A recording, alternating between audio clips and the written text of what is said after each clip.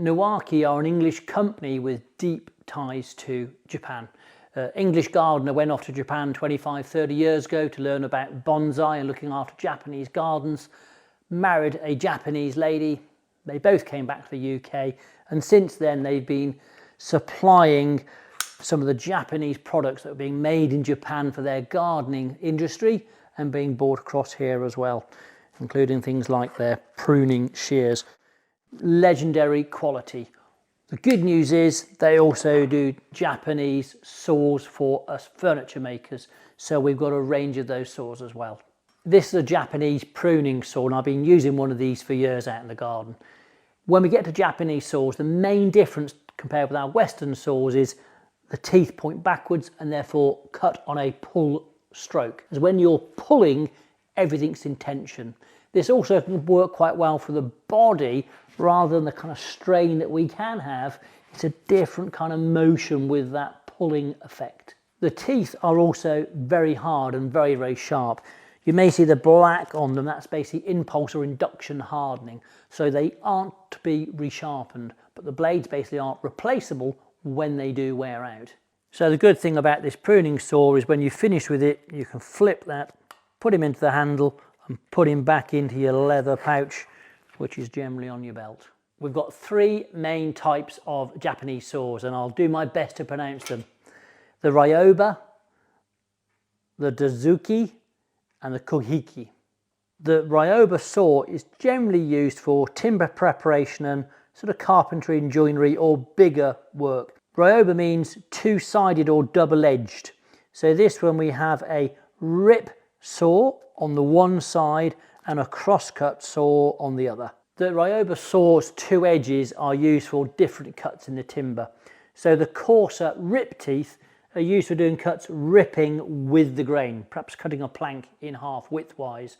If you want to cut it in half lengthwise, then they can use the crosscut teeth for cutting across the grain. These teeth are much finer and sharper and more like little needles or knives cutting, severing those fibres. Rather, the actual rip saw blades are more like little chisels, kind of chiseling and working very, very hard and very quick cutting along the length of the board. This is a Kataba saw. Kataba saw means it has a back on it, but this is a Kataba Dozuki. Dozuki basically means tenon, shoulder. So this saw is going to be ideal for doing our dovetails and our small intricate tenons. Really accurate work, either cutting with or across the grain. The back gives it more stability, but it's a very, very fine and thin blade. Very small amount of set, which is off the saw, so the actual curve given is very, very small, very, very tight. Once you've got this established in the wood and you start cutting, you're going to get a very straight and fine line. This is a Kugihiki, or as I like to call it, a flush cut saw. And we're going to use these. Made this stool a good few years ago. Tenon joint, pegged with a dowel. After that's been tapped in, you're going to use your flush cut saw to flush cut that off.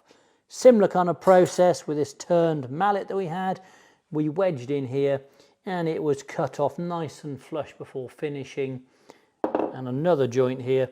This is a through wedged Morton tenon.